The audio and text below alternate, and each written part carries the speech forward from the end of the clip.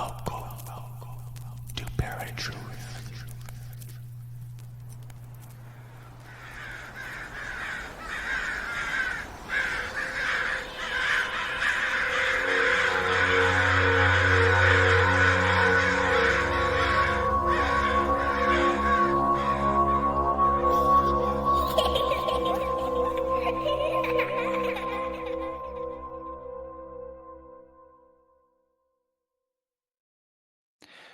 What's going on, ParaTruthers? Welcome to another episode of ParaTruth Reborn.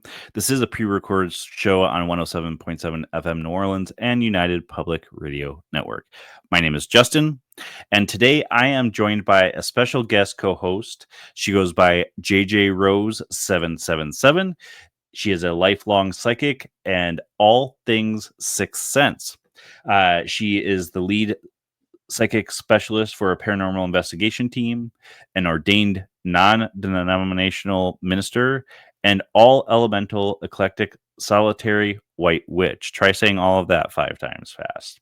She focuses on being a metaphysical teacher with her YouTube channel JJRose777, where you can find videos from just waking up into the spiritual world to advanced videos to help you learn to clear yourself, and most especially to bubble up, which is a form of spiritual protection. JJ Rose, welcome to ParaTruth Reborn. Thank you so much, Justin. I'm so honored to be here today. Thank you.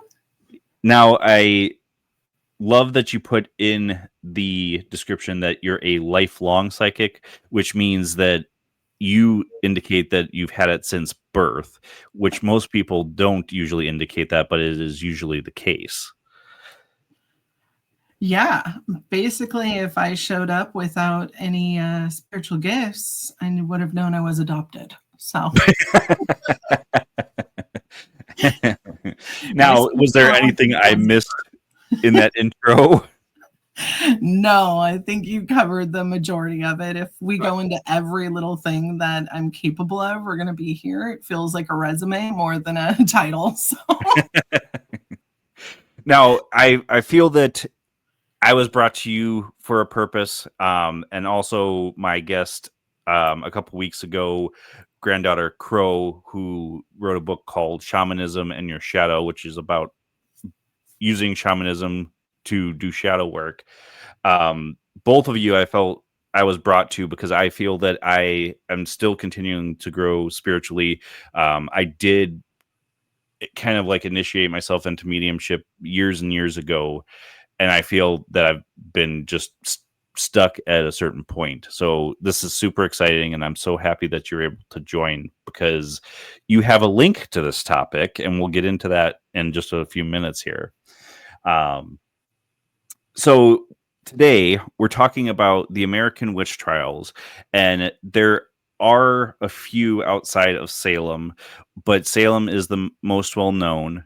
And one of the things that you have to really understand about the witch trials back in the day was, for the most part, it was, a lot of fear-based. People were coming from England to the Americas, and back then it was the Americas. It wasn't the United States of America yet.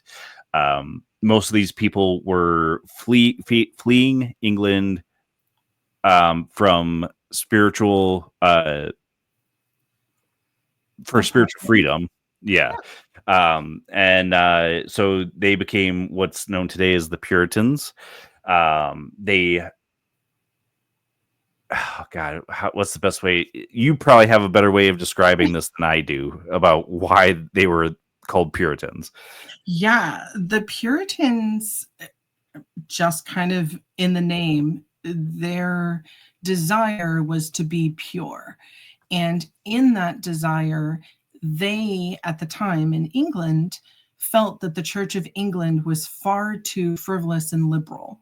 And so they wanted a place where they could be completely dedicated to reading the Bible and living the most biblically directed lives. And when I tell you these people were serious about the business, yeah, because England back then was pretty pretty laced up and tight. And anyone who thought that that was too frivolous, you could only imagine how they would act. Yeah, well, and if the Puritans saw what America is today, I think they would be turning in their grave. Oh, yeah, they would have thought that they reserved a ski chalet in hell, basically. Yeah. All right, so come here, fleeing religious persecution and having a lot of societal anxieties about what was going on in England. These beliefs were rooted in a strong faith in supernatural, the devil, and the potential for that were rooted in a strong faith in the super. I'm completely boggling myself for harm from supernatural forces. Sorry, leading to accusations and trials in individuals. Most famous in Salem, Mass. Now there was a belief in the supernatural in colonial Americas, especially those influenced by the Puritanism, held a strong belief in the devil's power and his presence in the world. They saw witchcraft as a way for the devil to influence and harm individuals, communities, and even entire societies. European beliefs, the belief in witchcraft in colonial America was an extension of what was happening in Europe at the time, because there were trials going on there. And in those trials, they were burning the witch at the stake, where in the Americas, it was not burned at the stake, but they would hang them. And then these beliefs were brought over by the European settlers and were integrated into their religious and societal understanding of the world. And in the southern colonies, there were witchcraft trials as well. But again, a lot of these were not as prevalent as the Salem witch trials. In the South, particularly on the frontier, beliefs about witchcraft were often intertwined with superstitions and practices related to healing and professions, such as using charms, incantations, and popular astrology. Now, you can correct me if I'm wrong, JJ, but that eventually led to voodoo and hoodoo practitioners being hunted down as well, right?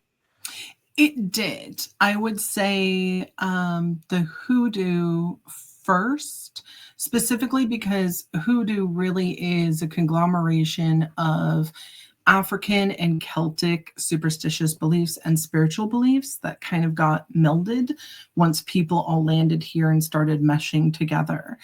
Voodoo itself, in the very, very early puritanical times, slavery had not fully grasped in the Americas at that time.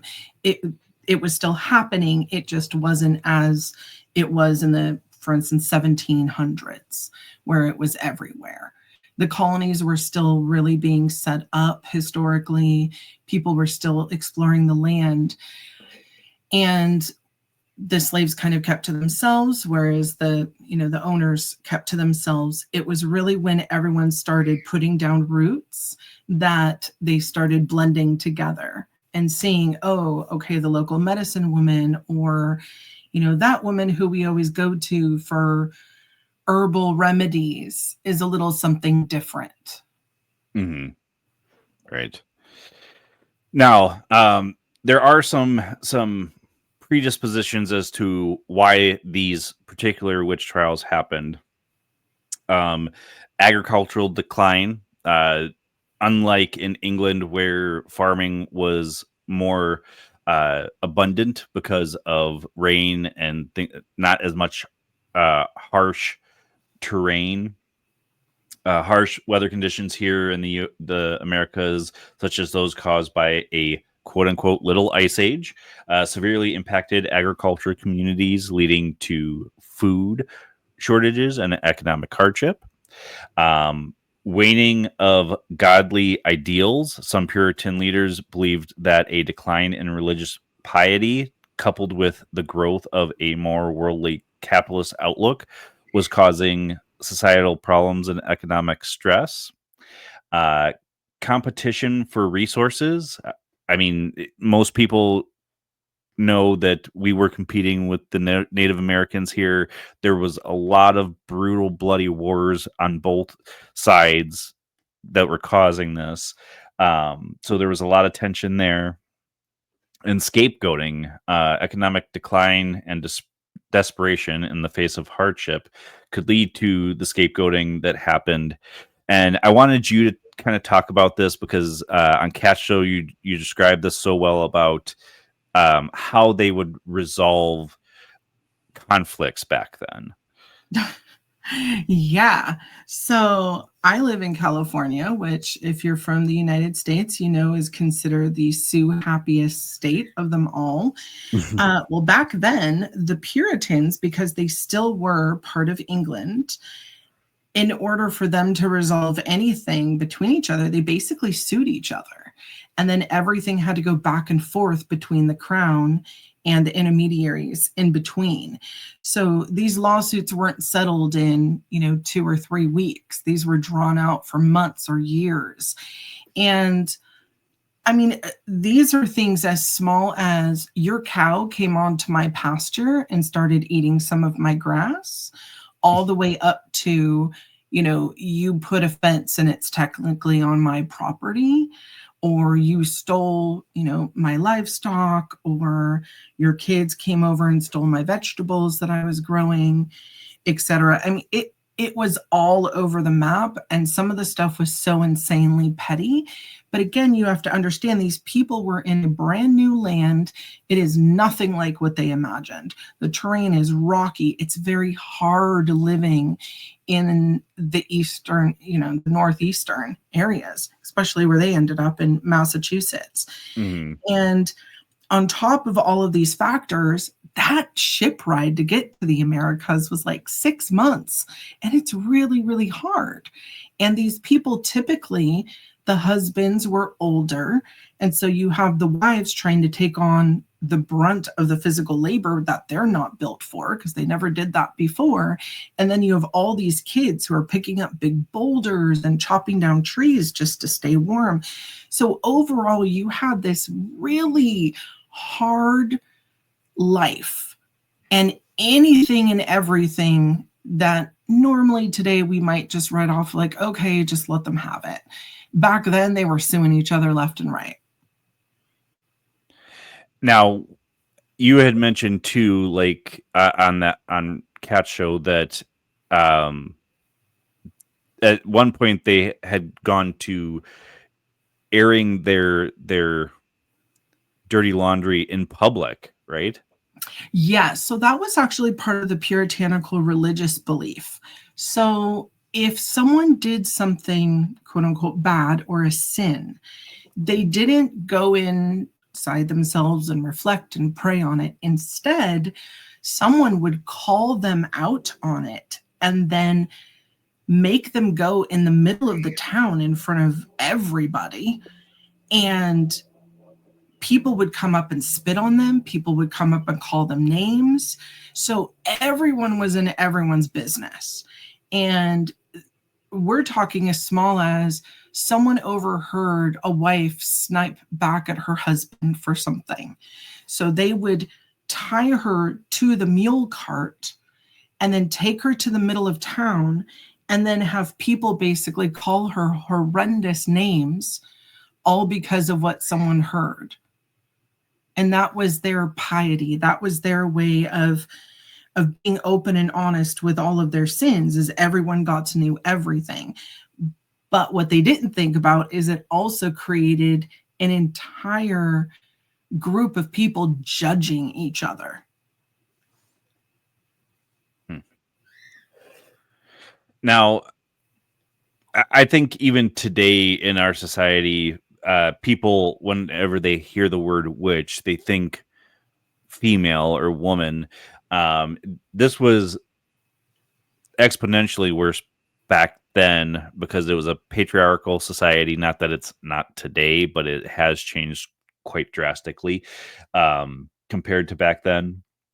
But women were basically the ones that were assumed witches, and I feel that is way farther from the truth, if there was anybody practicing witchcraft at all, period.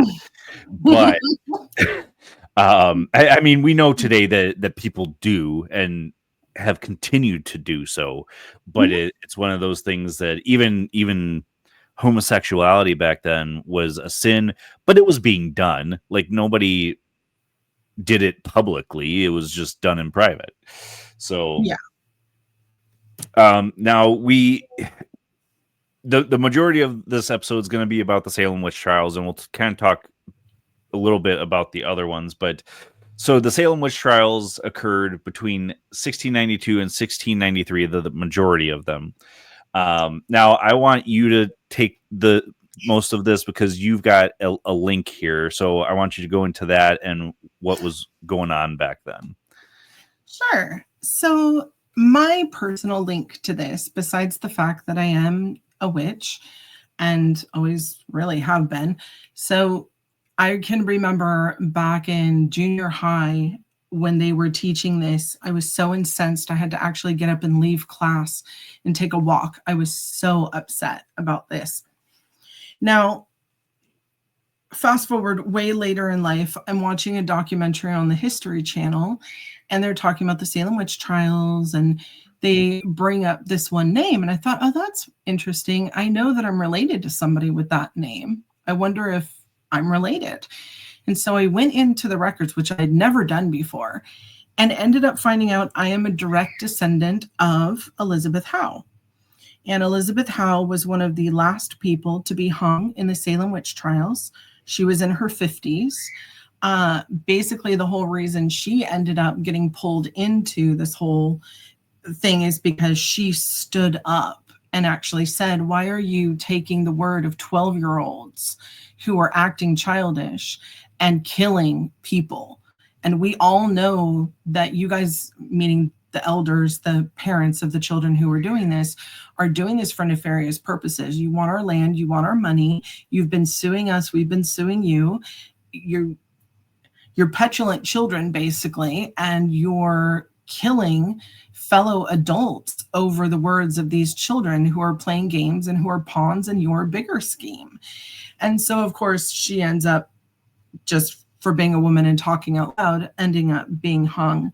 So yes, I do have an actual, DNA connection to this, but on a heart level, I deeply revere and I feel for anyone in a situation of injustice, and anyone who, a situation, especially a legal one like this, that was so vast and so ridiculous when you know all the tiny specks of the trial, of how this was allowed to happen and how many good people actually died because of the greed and the scheming of others.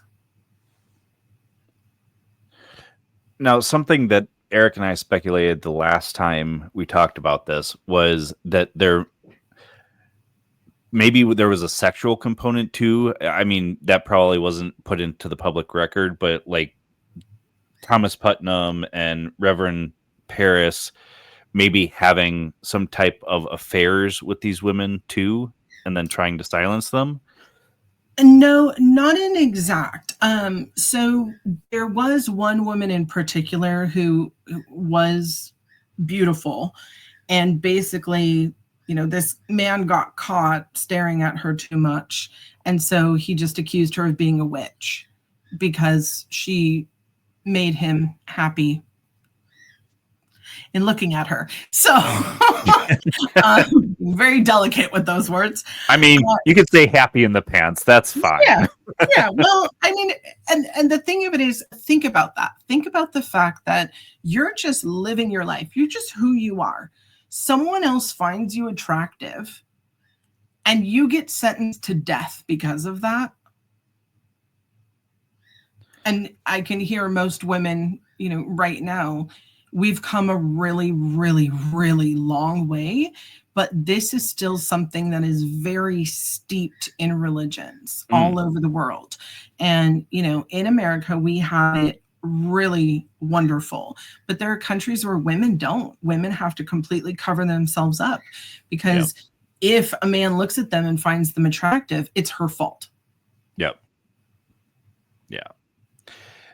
And that was going to be a point that I kind of make on this episode is, I mean, yes, in America, for the most part, we do have a lot of freedoms in that regard, but I mean, religious piety is still going on to this day. Mm-hmm.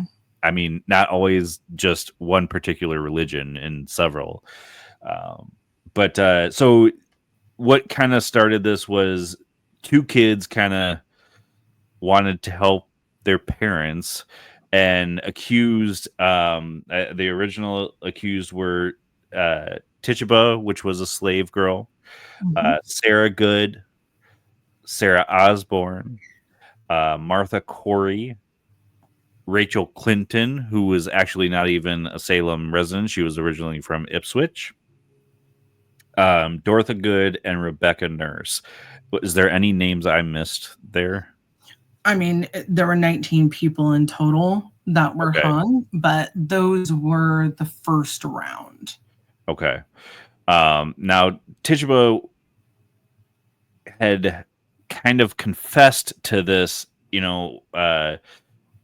which was the trigger that sparked the mass hysteria and the hunt for more witches in Salem. And it also silenced any opposition to the idea that the devil had infiltrated Salem, which, again, to this day, like, if you provide this kind of evidence to somebody, they're like, well, there you go. That proves it right there. But now Tituba was not so much. I mean, she was a slave, but she was kind of a nanny. Is that right? Yeah. So the family that Tituba worked for before had lived in Barbados. So they had come from England over to Barbados, which was very common. A lot of people actually were going to the Caribbean first. And they were kind of setting up shop with their sugar plantations and different things.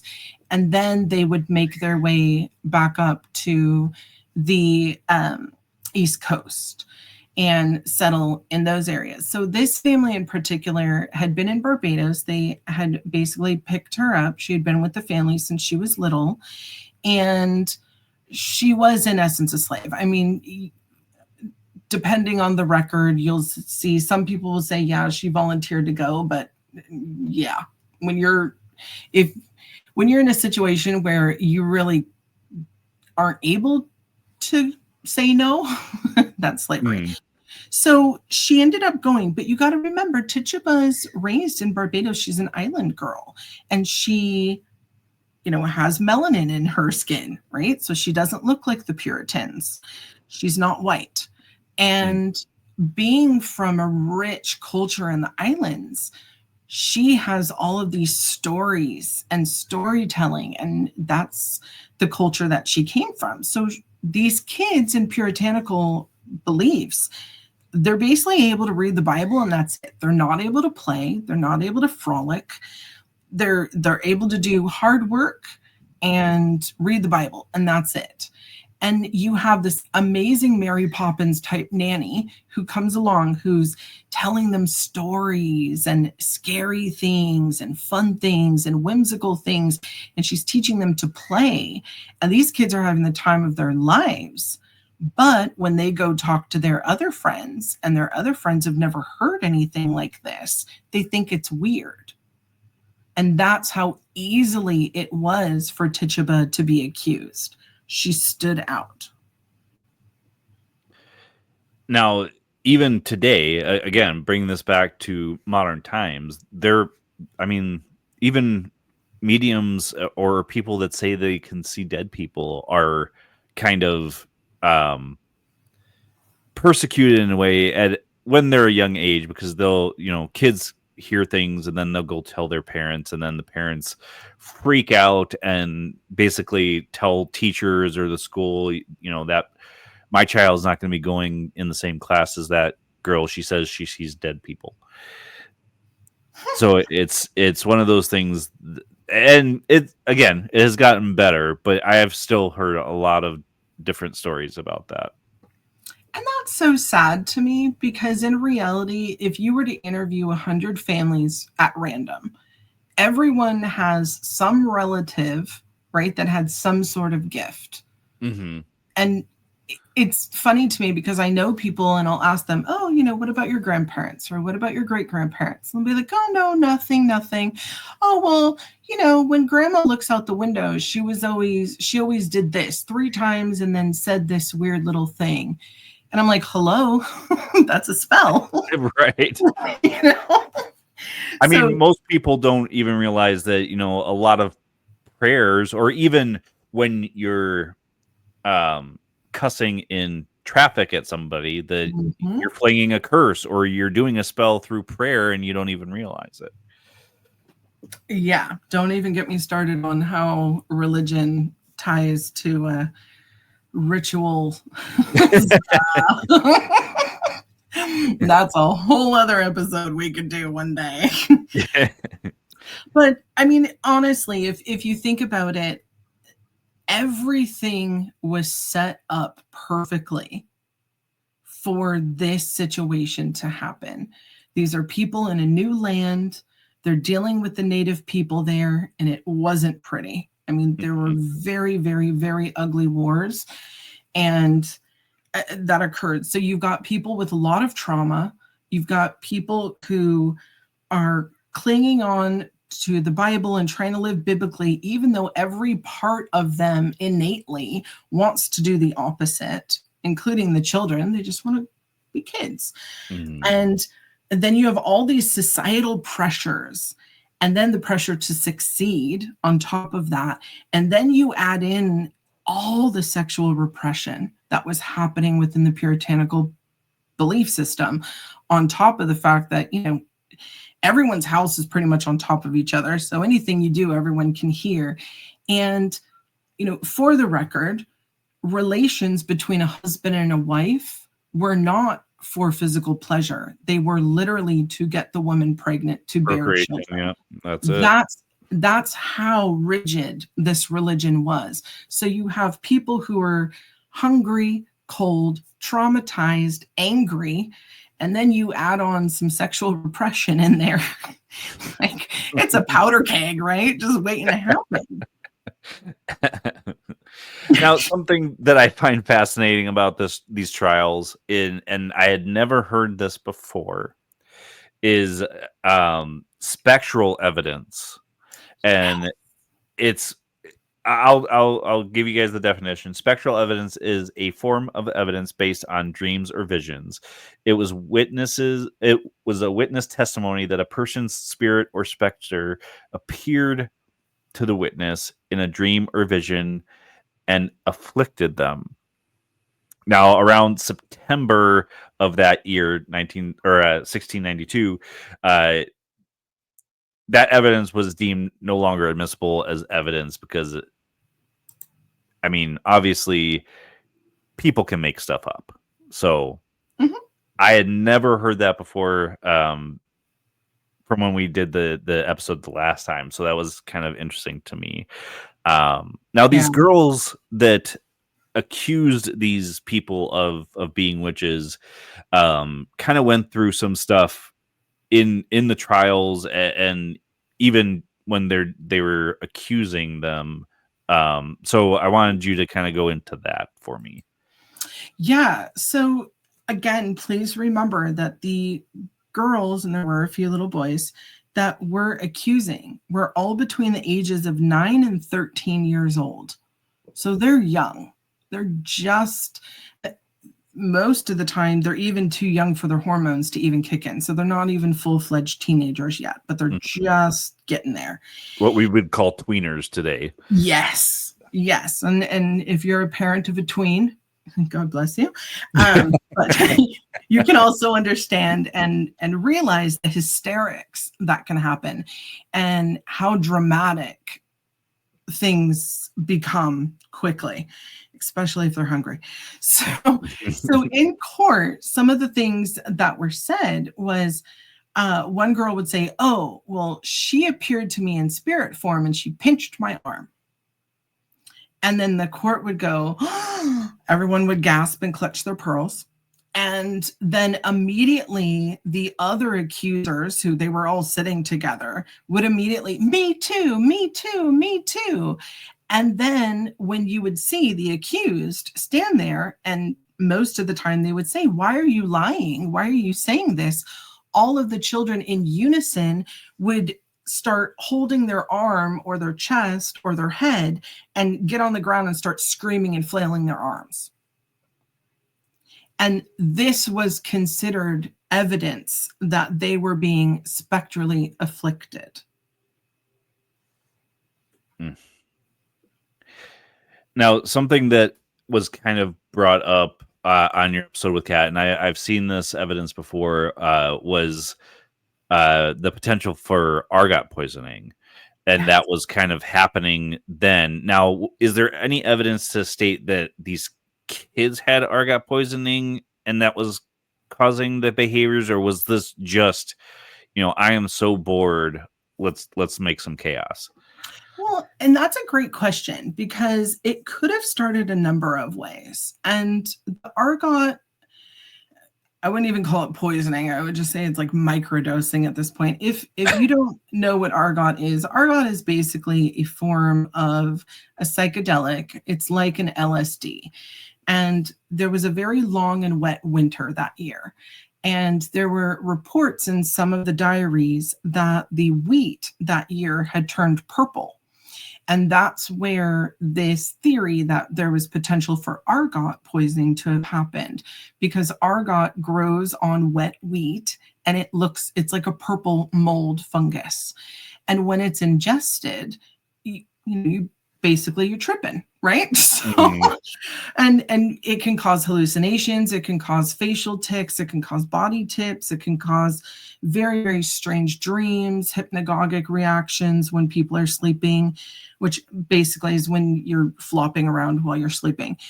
And so my thought on it is potentially that wheat, no one knew the wiser. And so they had ground that wheat up. So everyone in the village had basically microdosed themselves when they were eating this wheat, making their breads.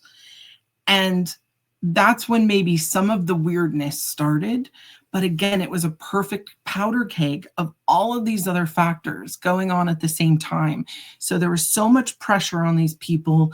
They were so repressed. They were so angry, hungry, cold, tired, traumatized. Just everybody wanted everything. Then you have some people who just expect the world to lie down and give them what they want. And everything was ripe for the picking. And someone must have seen this opportunity and ran with it, which typically were the two families that the children started the accusations of. And then it just snowballed from there.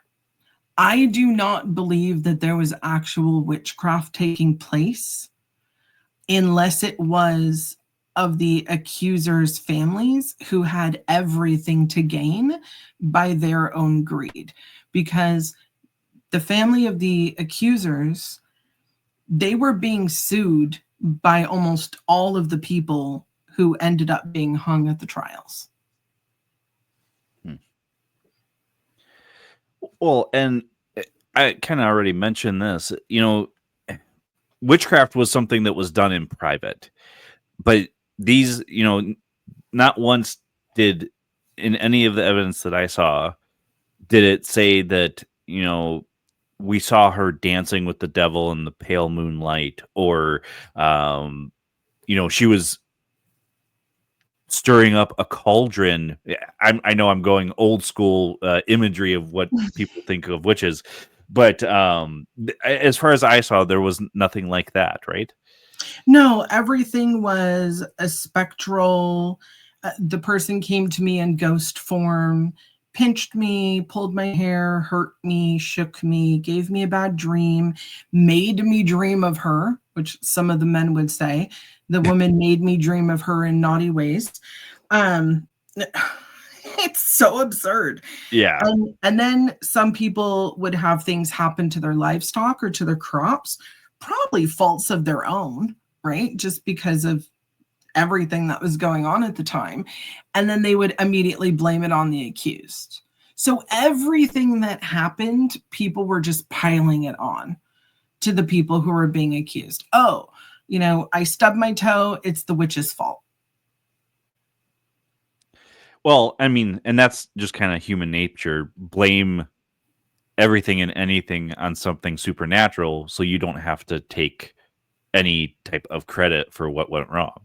I think it all comes down to personal accountability and, not to go on a soapbox, but these people talk about following the Bible and following their religion so closely. And it seems that they forgot to take, the giant sprig out of their eye before judging other people, because a lot of these things, and this even happens today, I hear people, oh, this and this and that happened, someone must have cursed me. Okay. The amount of time and energy it takes for someone to put a curse, especially like a real good one, right, that's going to like downfall your life and lead to total calamity, the amount of time and energy that takes is way beyond someone you flipped somebody off in traffic, right? Or you cut somebody off on the freeway. I mean, unless it was one of those, you almost caused a 9-car pileup and took off type of thing. But I mean, little things like that. Every witch that I know, we all kind of laugh and we say, why would I get involved in that when karma's going to do a better job than anything I can come up with? Right. Yeah. Well, and yeah, we'll leave it at that. Now, we'll get into some of this about the legalities of the Salem witch trials in a little bit here, but I just want to cover this really quick so we can kind of get into a little more of the dirt. Now, beyond Salem, there were other witch trials in the Americas. In 1692, the same year as the Salem witch trials, there was one going on in Fairfield, Connecticut, but none resulted in execution, though witchcraft could technically remain a capital crime in Connecticut until the 18th century. The courts there were growing skeptical and weary of witchcraft trials. Too many of them, it seemed, were the result of personal feuds, which we've been kind of already talking about. There was another, prior to 1692, there was trials going on in Connecticut as early as 1642. But again, there were trials going on in England even prior to that. Other colonies that had witch trials during this time were Pennsylvania, Maryland, and Virginia. The last recorded witch trial was in Salem in 1878 against Lucretia Brown. But after listening to the episode with you and Kat, I heard that is actually not true, that it went even past that, correct? It did. The last one was 1928 in Pennsylvania, New York. A man named Nelson Riemeyer. And I'm wondering if a lot of people aren't getting his name because it's a male versus a female. And, but Nelson's story is a very, very sad one, but it's textbook everything that happened in all the other ones. It started with some weird feud. Somebody got something in their head, didn't want to take any personal accountability for their own actions, and then took off and accused him. And it went horrible, actually, because Nelson ended up murdered. Jeez. Yeah. Well, and something that I feel could possibly have attributed to that is, again, I said earlier that, back then, even in 1928, it was bad to be a homosexual.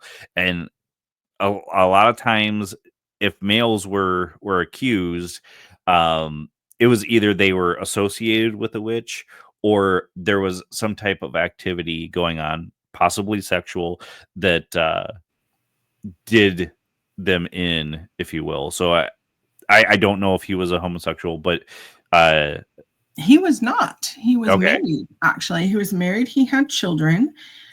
He was a powwow healer. And that's actually the cool part of his story. He was a well-known healer in the area. People brought everybody in their family to him. They actually went to him before they went to regular medicinal doctors. And he could work on anything from a physical affliction all the way down to money troubles or relationship issues. So he really was a one-stop shop. That was really his life's purpose. And he did it out of the goodness of his heart. People, of course, would pay him and give money, but that was his primary focus. He didn't want to work a 9-to-5 job. He wanted to be able to be there for people in his community. It's actually what led to his wife moving out, because she didn't like being so remote in the country. She wanted him to work a 9-to-5 job. And he said, I'm sorry, like, you knew who I was when I met you. And so she ended up moving to a house in town. He stayed out of town. And then, of course, these 3 boys got together, and all led by one who, honestly, a few fries short of a Happy Meal, if you ask me. And in the trial, that ended up coming out as well. But basically, this one guy riled up 2 other boys and had them help him murder Nelson, because in his mind, oh, if I murder the guy who hexed me, then the hex will be lifted. Once again, not taking any accountability or responsibility for his own bad choices that led to all of the piddly drama in his life that he thought Nelson put on him. But here's this man who devoted his time and energy to his community, to healing people and giving back. He would do things for free for people who didn't have money and just say, hey, just pay it forward, or give me, make me a nice meal the next time you cook something, or bake me some bread. And to end the way that he did, not only did they beat him, but then they set his house on fire. And unfortunately, it was found afterwards that he actually was still alive while the fire consumed him in the house. Jeez. Yeah. Now, did they choose fire because of the witch trials that were going on in England, or they were just trying to kind of like destroy evidence? They were trying to destroy evidence. They realized, oh, their stuff was everywhere after the fact. Okay. And also, so powwow healers, in case your audience doesn't know, because it's not a term that's widely used anymore, it comes from an old Germanic type of hands-on healing. Especially the word powwow, a lot of people think, oh, that's indigenous or, Native American. It's not. It was also used by the Germanic folk. It's an old type of healing where they would lay hands and pray. I think they called soothsayers, and in different cultures, there's different ways. And I also had a powwow healer in my lineage as well. So, I don't know how many greats, I think it's like 3 great grandmothers, but she would actually work with the Native American tribes. They would actually bring their people to her because she could literally lay her hand over a cut and it would heal immediately with no scar. So they are powerful. They are somewhat rare, but some of them are known as river witches or water witches, which still exist today. You will have people who they know how to douse for water. Typically, these are people who will help you find where your well should go on your property. They're actually used by realtors still in the South and other parts of the country as well. People might just not admit that. But it's a very intense energy type of work. And it can be used in various different ways, but it's incredible. And, again, Nelson had it. And 1928, we were still dealing with that. That's less than 100 years ago. That's 97 years ago. Yeah. Now, getting into kind of like the Salem witch trials, and you mentioned this beforehand, that the Salem witch trials kind of was a precedent for how we are doing trials now today. So can you explain that a little bit? Yeah. So the legal importance of the Salem witch trials, there's a reason why it used to be in all of our curriculum when we were learning about history. And the reason being is because it ended up changing a lot of laws and setting certain legal precedents that have to this day, hopefully fingers crossed, not been overturned by the judiciary system. Part of those is spectral evidence. The other part of those is making sure that there are good witnesses and actual evidence instead of just hearsay or someone pointing their finger, as well as being able legally to stand up for yourself and saying, wait a minute, this person's accusing me of this, but did you know that this and that and the other is what they're actually doing? And being able to defend yourself. That really wasn't the case back when this all happened in Salem. And as a result, so many people died. Okay. Now, I'm assuming that that was the case even in England, that there was no like proving your innocence really back in England. I mean, you could kind of say that you weren't guilty, but it was basically you were back then, right? Well, and the Monty Python movie, if you can remember that one, where, oh, she's a witch. And then, they throw her into the river and they're like, hey, if you drown, you're not a witch. But if you bob up, then you're a witch. And she's like, so I lose either way? And he's like, pretty much, yeah. That's not far off the mark of how it really was. And a lot of people don't remember, this wasn't just happening in the UK. This was all over Europe, and it was spreading into other parts of the world, in the Middle East and around the Mediterranean as well. Unfortunately, this still happens to this day in certain countries in which they have religious strongholds or townships or villages that are extremists when it comes to their religion. If someone is accused of witchcraft, they're killed, unfortunately. And it really is no defending yourself when it comes to someone saying you're a witch, right? Because if someone's making stuff up blatantly and you're saying this is nonsense, how do you defend yourself against that? Mm-hmm. Unless the person's going to take a mental acuity type of a test or a polygraph, right? Like we have stuff like that. But when everyone is in complete histrionics and hysterics about everything going on, everyone's just going to run with it. And again, people love scapegoats. People love not taking responsibility for their own actions. So as a result, it's so much easier to say, oh, so-and-so is doing this to me, other than, hey, I made some really bad choices.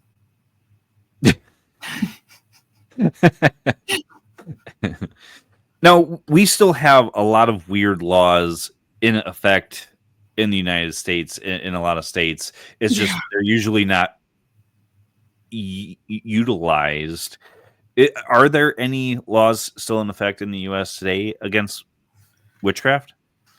There are more laws protecting people from fraud, and that kind of goes into the mediums or the psychics who are taking advantage of people. And it's interesting because something I learned years ago was, in order to be a psychic with a shop, like where people would come in for the readings, the old school way we used to do it, people actually had to get licensed by the local police department and had to have a permit and carry specific insurance. Well, in my state anyway, in California on the West Coast. And that always interested me. And when I actually knew someone in law enforcement and got to pick their brain one night. And I was asking them about that. And they said, yeah, it's a legal way for us to make sure that the person doesn't have a whole bunch of fraud charges in their background, so that they're not bilking people out of money left and right, so that we can actually warn the patrons in advance and say, hey, we know this person has a propensity for taking people for money or a grifter. So, watch your P's and Q's. It still happens. There's tons of ways now that we're on the internet for people to circumvent that. So things were a little safer when you had to actually go into an actual shop. And then we had the whole Miss Cleo thing that happened. I'm not sure if you remember those commercials. Yes. But, she actually went to jail for fraud as well. Those were the phone numbers that you'd call in, and it was, $5 a minute or something. And you could ask a couple of questions of their psychics. And there were people actually on those lines who were psychics, who were doing good work. And then you had other people who weren't. But the interesting part of all of this is to really think about, what do people like this in the community give that people are still spending their money with? Because it's very easy to judge and say, oh, these people are grifters, or oh, these people shouldn't be doing that. But for some people, they're actually giving peace of mind. They're allowing people to stop grieving, knowing Right. that their loved one is there or wrapping on the table. There was a woman in Scotland in the 1920s, and she was a clairvoyant and a medium. She was able to actually conjure up spirits. There were ectoplasm. There was a photographer who worked with her. Like, there were tons of actual evidence from back then, like 100 years ago, that we couldn't only imagine, like, we had access to today. And again, it was somebody who didn't like the fact that they thought mom was spending their inheritance with this woman, and turned her in and really went, through the police in order to get her arrested and shut down. And so finally she was convicted, which is really, really sad, because when you think of it, I mean, A, it's the mom's money, but B, like, it was helping her. She was grieving. Right. Now, it was that particular case what they used for the movie Haunting in Connecticut? No. Helen Duncan was in Scotland, and yeah, she was in Scotland and in London. Okay. Because She did not go to jail. She was fined in 1933. Okay. I hate to compare it to something in pop culture, but that movie had that imagery in it, so that's kind of what I was wondering. Yeah, to be honest with you, I've never seen that movie, and I know it's on my list to do. Well, as a medium, like, I'm sure you don't search out all of the paranormal horror movies that are out there. So I'm really, really picky with the ones that I do. It either has to be something so completely silly, like Sabrina the Teenage Witch, right? I used to like that because it's so insane and ridiculous. It was enjoyable to watch. Or it has to be something like the Conjuring series, where it was based on reality, and I was really interested in the cases and how they were going to portray them. Although they got the Annabelle one, like, vastly out of control on that. But still really great movies, right? And to all of you listening, please be wary when you are listening to this stuff, or when you're watching these movies. Even if it's a little prayer before, or just you imagine a white light bubble around you before, because I've watched these things and I've seen things appear. I've gone to movie theaters and had horrendous experiences with things that have shown up in some of these movies. Not really the fictional ones as much as the ones that are based on true stories. Mm-hmm. But there was a case, and the Warrens were involved, Ed and Lorraine Warren, and it was in the late 60s, early 70s. And I think the movie is The Devil Made Me Do It, is the name of it. Okay, yeah, that sounds familiar. Yeah, so that's actually a case based on spiritual possession. The man who was possessed ended up murdering a few people, I think. And it went to trial, and he kept saying, the devil made me do it. And the Warrens got involved, and he actually was sent to a mental facility. And by law, the court had to give him exorcisms. And once he was freed and it was written off by a priest, he was released. And I'm sure that man went into hiding, afterwards, because it was a very public trial, and they smeared his name left and right. But in reality, there were police officers, there were detectives, there were social workers, there were priests and nuns who actually witnessed what he was doing and the spectral evidence thereof. And we're saying, this is not human. Like, a person cannot make this happen. So it is fascinating how there have been cases like that have occurred in our history and on our law books. Yeah. Well, and it kind of ties into this, modern day witch trial sort of kind of Yeah, thing. and it's also interesting because that case in particular, the Devil Made Me Do It one, it is fantasized, shall we say, not based on fact that we know, Right. but it is discussed and thought that perhaps the serial killer, the son of Sam, saw that, and that is why he started doing some of the things he did in his home by saying the dog was talking to him, and wrote all the stuff on the wall and used that as a defense, because he saw that this one man was able to get off, and so he preset, knowing he was eventually going to get caught, and preset everything up in order for it to look one way. And that's someone taking advantage of the system. Right. Yeah. I mean, how many times have we heard, well, God made me do it, or the devil made me do it? Yeah. It's, yeah. I mean, even Jeffrey Dahmer, before he was killed in prison, was saved again and kind of repented what he did, because he felt that it was not him that did it. It was something else altogether. Yeah, and who's to say that isn't something that they want to get clemency or right, early parole? Right. Well, and there are so many people that are unjustly persecuted that I sometimes wonder, not necessarily them saying, God made me do it or devil made me do it, but I saw this and it was real, and they actually killed a person and not what they thought they were killing. But so many people that are psychic and medium and don't know it are thrown into mental institutions because they see things that aren't there.